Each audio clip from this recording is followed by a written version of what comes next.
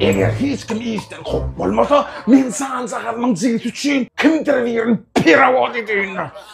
İskan şagyrym men ýanyma. Men seni 10 aylyk Mar vilayetda filialda perawat edýän. Ýokma şol ýerde işlärdin.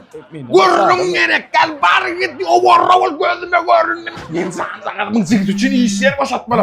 Başlyk jaň edýär. Digleýän başlyk. Mreşgärni perawat edipdiň diýbesdik he? Bu men adamdan bir masgala garar. Şonu salardan öýret. Düşündiňmi? Ýürüýän. Kim bilen bilýärmi? Dilden oturdu başlyk.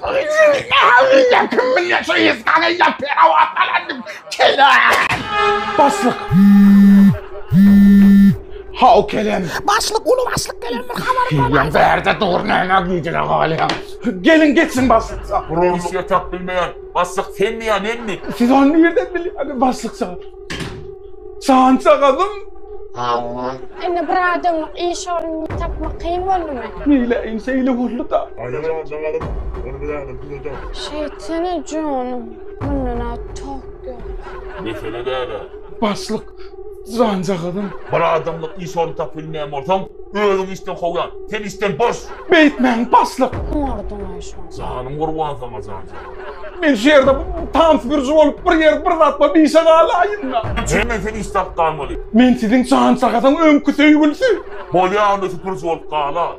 Minnettar başlyk sana. Haw kelem. Başlyk sen ulu başlyk. Yanımda dururlar beni işte kovlamıdan sen öldürürler sen kanını